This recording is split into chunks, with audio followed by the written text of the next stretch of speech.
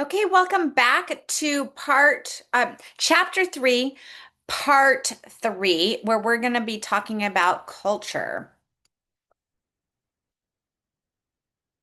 Just sharing my screen with you. Okay, so continuing on, we're focusing now on cultural coherence and diversity. North America's cultural geography is both globally dominant and internally pluralistic. The legal and social institutions, largely rooted in Anglo traditions, formed the foundation of this cultural identity. However, this cultural unity coexists with pluralism, defined as the persistence and assertion of distinctive cultural identities. Ethnicity refers to the shared cultural identity held by a group of people with a common background and history. Both Canada and the United States face unique cultural challenges. North America is fundamentally a region of immigrants. I think actually, sorry, I want to be on this slide. So, over time, varied immigrant groups have produced a culturally diverse landscape. The migration to the United States can be broadly categorized into 5 phases. Phase 1 was prior to 1820. It was dominated by English influences. Phase 2 was about 1820 to 1870, where the Northwest Europe served as the main source region for immigrants. Phase 3 was 1870 to 1920, where immigrants largely originated from Southern and Eastern Europe. Phase 4 from 1920 to 1970, more immigrants came from Canada and Latin America, though totals fell due to restrictions.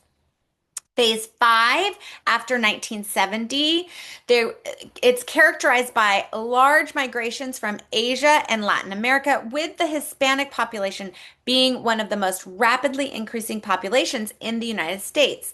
Both Hispanic and Asian immigrants show distinctive settlement patterns.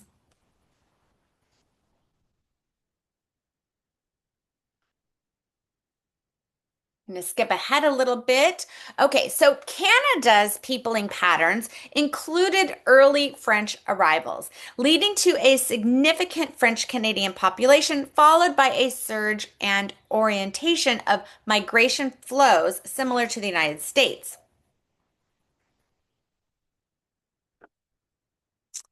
Excuse me a second. There we go.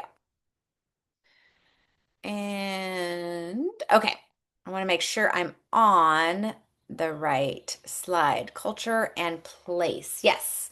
Okay. North America's cultural diversity is expressed geographically in two main ways. Similar people tend to congregate near one another, and cultural marks are visible on the landscape. Our everyday landscapes are filled with cultural artifacts, habits, languages, and values of different groups. Persistent cultural homelands exist as culturally distinctive nuclei of settlements in well-defined geographical areas. Examples include French Canada, Quebec, Hispanic borderlands, African American homelands, and yes, Native American signatures are visible on the landscape, with many Native American people maintaining intimate relationships with their surroundings. Many live on reservations, often facing pervasive poverty, health problems, and cultural tensions within their communities. North America's cultural mosaic is further enlivened by smaller scale ethnic signatures, such as ethnic neighborhoods like Chinatown and San Francisco.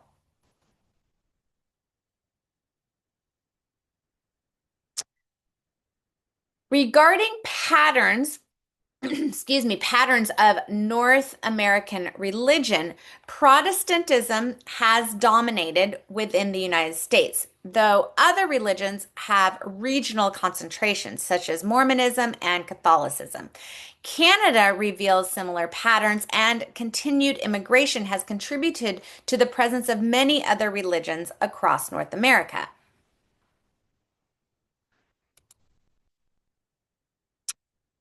The globalization of American culture is a significant phenomenon. North America's culture is becoming more global, while global cultures are simultaneously becoming more like North America.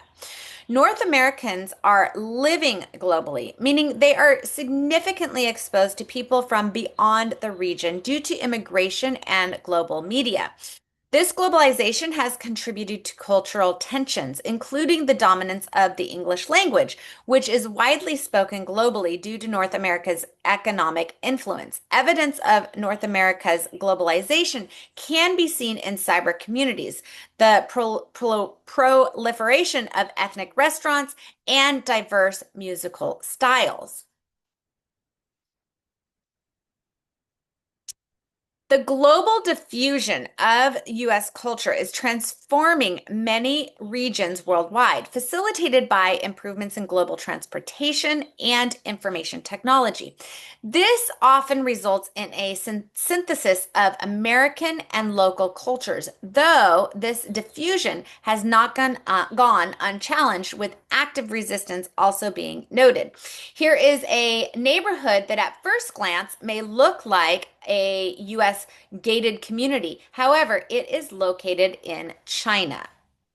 Okay, I'm going to break there and pick back up in a moment when we focus on part 4, where we start taking a look at the geopolitical framework. I'll see you in a moment.